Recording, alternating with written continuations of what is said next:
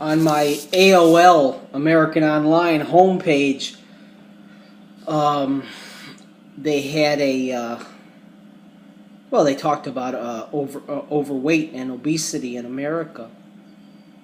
And there's the states with the highest obesity rate. In Indiana. I was a little shocked to see South Carolina on there for the highest. And then over here, the lowest. Colorado, Hawaii, that makes sense. Rhode Island, California, that makes sense. And the rest, New York City.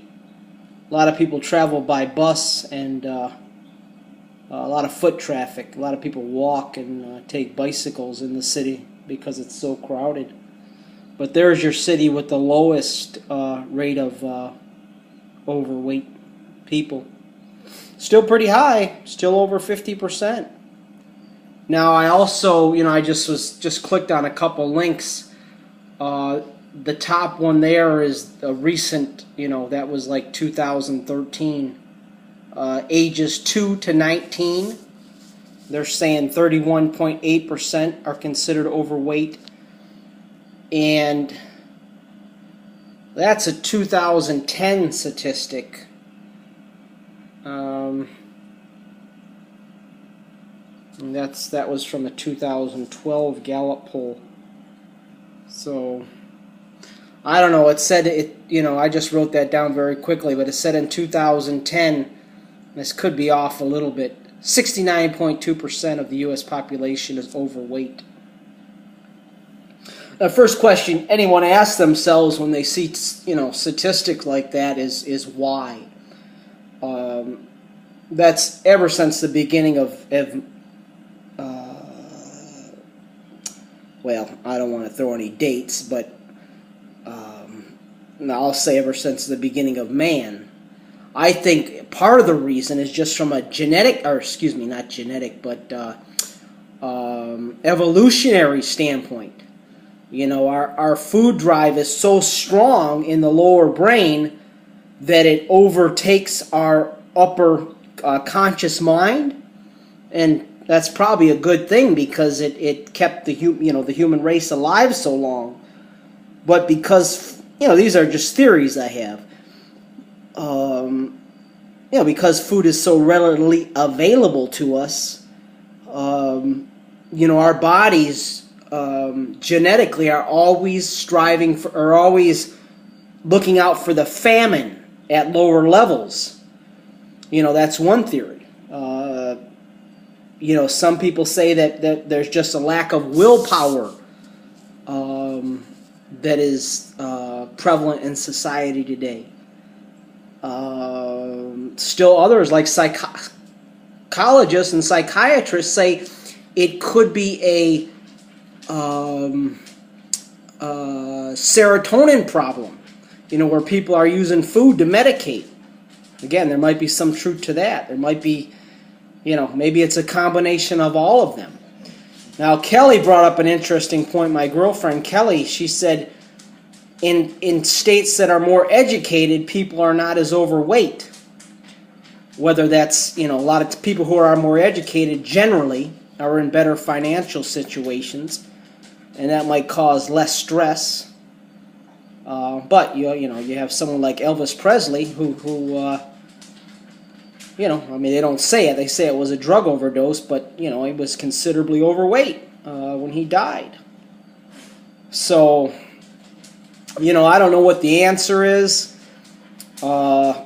Maybe it's a little bit of everything. I actually have some friends some cyclist friends that go to Overeaters Anonymous, and that helps them a lot.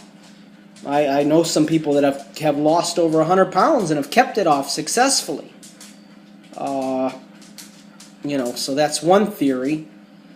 Another author, his name's Robert Fritz. I really think highly of him, and I like him a lot. I like what he has to say. He wrote a couple books called Creating, and The Path of the Least Resistance. And in his book, he talks about, Robert Fritz, he's big into free will. And he talks about how, humans, even though they say, he doesn't subscribe to the thinking of powerlessness, whereas somebody who's, considers food an addiction or a chemical problem like drinking, or he thinks that people do exactly what they wanted to do. In other words, he's saying that, let's say you're overweight and you don't want to eat that second piece of candy bar. Part of you wants to overeat it because it's pleasurable, but part of you wants to be thin, or a healthy weight. And he talks about, the pulling of the direction. So he doesn't subscribe to that. I don't know. I like Robert Fritz a lot. But when you see statistics like this, man, I mean, and you think, if you're a community person like I am, and you think of the devastating effects that has on our, people in the workforce, and people get angry too. They got a quicker fuse when they're overweight. I know for myself, if I put on 5 or 6 more pounds, which, like most people struggle with their weight, I would say more, well, obviously by this, more people do than don't, but even people who aren't overweight have to watch it and pull it in, if they get out of hand. And so, I want to complete my thoughts, what I was just talking about. It's going to affect the home life. It's going to affect everything. But, I don't know what to say. There's no magic bullet. You gotta put the fork down. But there's help out there. If people need it, just type in, Overeaters Anonymous, or or put the fork down. Get out, go for a walk if you can. But it has a snowball effect. Once you get 25 pounds overweight, it's hard to take it off, man. I've been up 5 or 6, and luckily I keep it at bay. The swimming pool helps in the wintertime, but when I initially saw this, my thinking, that's why I said I was shocked to see South Carolina, because I just assume warmer climates wouldn't have the struggle. I mean, we have it tough here in Northeast Ohio, in the upper cold states like Indiana and Michigan and Maine. It's cold. Chicago, so pretty much 4 months out of the year, you got to kind of, either bundle up and go for a walk in the cold, or hit the indoor swimming pools. A lot of your better athletes come from down south for that reason. A lot of the, they statistically, they say a lot of the good, the better football players, they're just more athletic because they don't lose that 4-month lag every year like some of the upper states. But so you're not alone, obviously, if you're, so I wish there was a magic bullet, maybe, one day there will be. And the other thing I just want to talk about is cigarettes. I do not smoke, but this one guy, he was an optometrist, and I was shocked to hear him say this. We used to cut edge lenses after work, and we got to know each other pretty well. And he said to me, "John, do you smoke?" And I'm like, I was trying to impress him, like, "No, I don't smoke." Look, and he says, some studies might suggest it might be healthy to smoke 1 or 2 cigarettes a night. And I was kind of shocked he said that, but his thinking was, instead of reaching for the food, reach for the nicotine. So if you are trying to lose weight, one thing that helps, maybe get a juicer, and then you can just put some of that carrot juice or broccoli or whatever right into your bloodstream. And plus there's it keeps that weight down, or stand on your head if you're feeling faint a little bit. But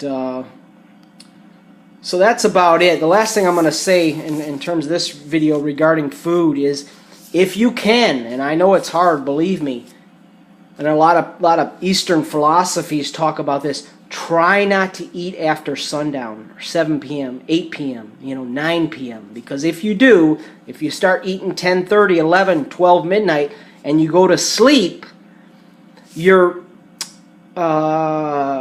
your body's recovers at nighttime. Your cells rejuvenate and blah blah blah. Dead ones die and all that. But if you have a full stomach, your body needs to send all that blood to your stomach to digest.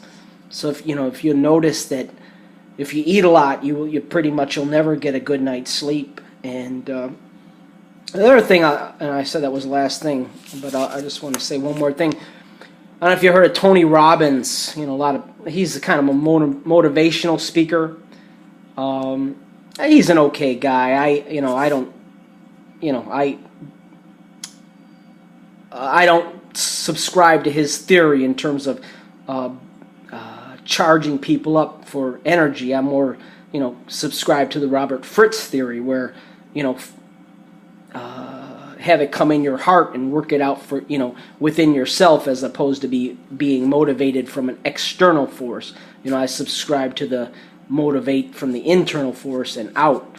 He talks about that. Once the pressure's gone, you'll go back to your normal state.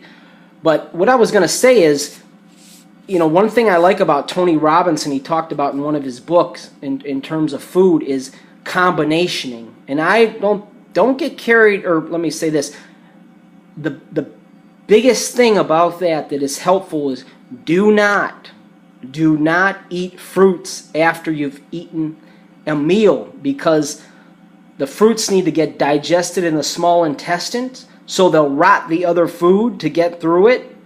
And I'm not talking about if you're at a picnic and, if you want to have a piece of watermelon, you ate a little bit.